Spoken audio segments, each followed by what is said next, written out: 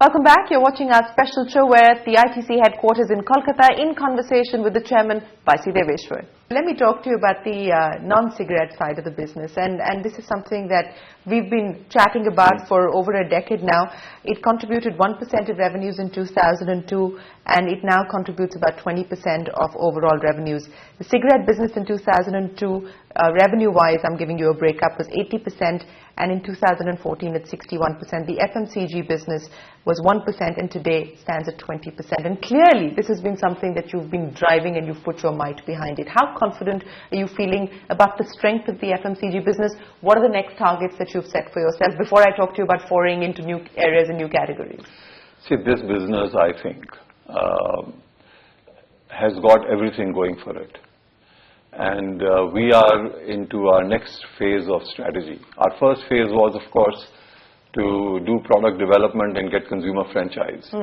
But now we are laying out an infrastructure for logistics and manufacture, for delivery, for lowest cost delivery to the consumer, which over a period of time, once gets implemented, I think it would be irresistible, this business.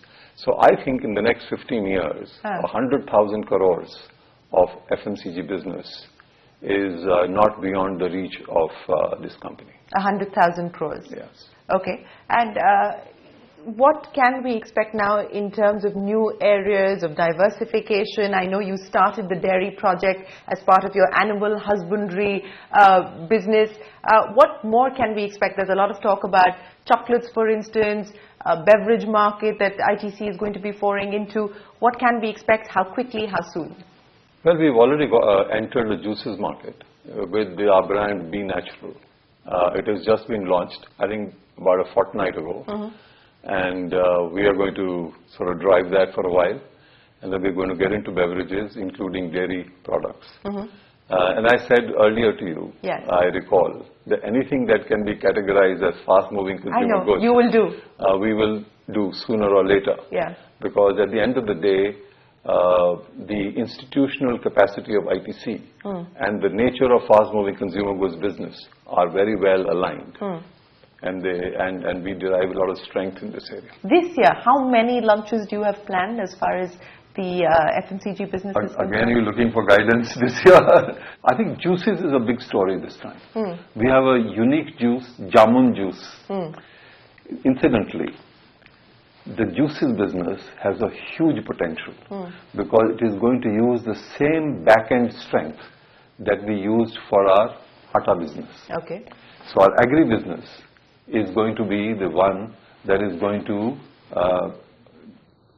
do the sourcing for pulp for the juices business. How our juices will be different? Because there will be no added preservatives, no artificial color, and no artificial flavor. So there will be juices, pure juices, that will be in the market. And what will be the differentiator then as far as the dairy products are concerned? Well, dairy products, the differentiator, we are still building on it because this is a back-end based business, and the collection of milk and the kind of animal from where you collect, we are looking at whether we can separate cows and buffalo's milk, and the kind of cows, whether they are Holsteins or Jerseys or the Indian cows. So we're looking at all this. So if the plant is the dairy, the first dairy will be operational, you said, by March. When broadly should we expect a launch as far as your first dairy product is concerned? I think in the initial months, we will sell it, we will do institutional sales or use it for our in-house purposes in our foods business. So over a period of time, we will come out with our branded products. Perhaps by the end of the calendar year? What I mentioned to you about the back-end differentiation of this kind will take a while because that will take the back-end development. That takes over, over decades you can build that kind of strength. So maybe this calendar year, the commercial launch for the dairy products, or you think? I think this calendar year you can expect that. Well, you can expect coffee, you can expect tea. You can. This year? You may expect. I don't know. It depends on how prepared our people are. How worried? As you know, how worried should the House of Tatas be? Since you put me on notice, you just reminded me that I've got just 2 years left for my term to end. I'm in a hurry. So you want to get it all done before that. How worried should the House of Tatas be now that you've decided to go out for tea and coffee as well? This is a growing market. That is why. All the future of commercial future of India's capital depends upon, capital means the financial capital, depends upon how we can create jobs and then stimulate demand and then get into that virtuous cycle of economic growth. That there is abundant opportunity for all of us. So what is the kind of incremental revenue that we can see coming in from your new launches? For instance, you've already a fortnight ago launched the juice category. This is again in the realm of giving guidance. You told me in 15 years you can be 100,000 crores in FMCG. So give me a That is not guidance for the next quarter. I'm not asking you for next quarter. Give me a sense of where we can see this business or these individual categories over the next I can tell you, 12 months, 24 months. It is our avowed objective that in each category we would aim to be market leaders. Yeah. That's your stated position. Now, what has happened so far is that in many categories, in Atta we are number one. Ashirwad Atta we are number one. But in many categories we are number two. And in one category we are number three. So our objective over a period of time is to become number one in each category of our operation. I think it would be safe to assume that if you look at a 5-year picture, I would look at growth rate between 15 and 20% annualized to achieve that, providing our economy picks up the way we are all hoping that it will. Okay. You said you've already gotten into the juice business, more launches expected in the dairy business and other categories as well. Give us a timeline of what we should expect in terms of commercial launches. First dairy in Munger is likely to be ready for operations in the month of March or April this year. Okay. And I don't know what their plans are. It is quite likely that in the initial few months, whatever they produce, they may use for our foods business in-house. But over a period of time, we will enter all value-added segments of the dairy business. And is that going to be in a year, in 2 years? No.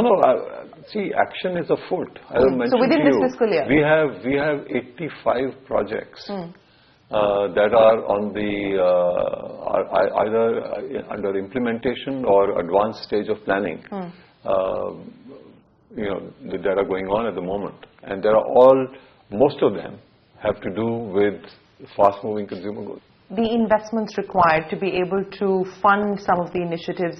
I know that you'd held up a number of about 25,000 crore rupees. Is that going to be enough to put all of this out into the market and fund the 85 projects that you just talked about? Funds is not a constraint. No, it's not a constraint. I'm merely asking whether that is enough or you will need to look at additional outlays. Our problem at the moment is that we are not getting speedy clearances.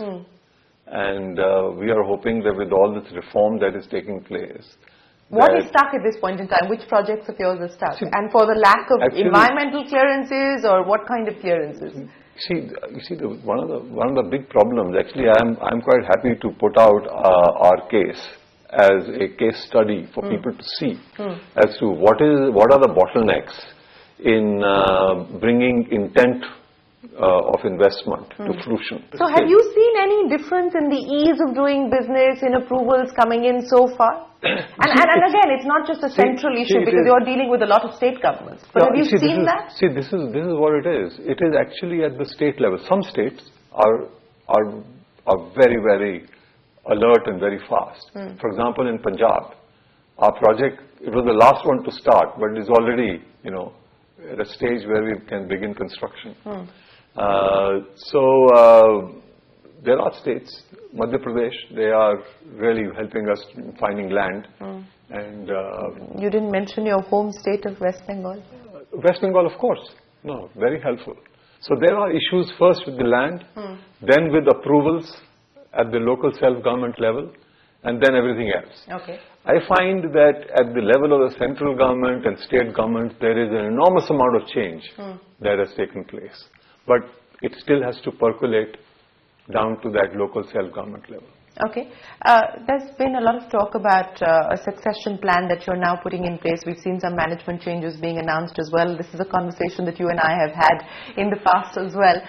2017 is when your term expires. Are you now in the process of putting your succession plan in place?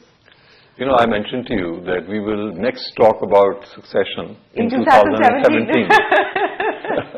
You see, it is the media that enjoys this because they are looking for selling their publication or selling TRPs or whatever. But it's a routine activity here. We are making changes which are in the interest of the company today and tomorrow. So one shouldn't see or read too much into the changes that have been made and who's been moved in terms of a final succession plan. Nobody can prevent anybody from reading into things. After all, whatever happens in government, lots of people have interpretations. Similarly, in ITC, people have, amazingly, there is very little noise within ITC for a very simple, changes in portfolios of people.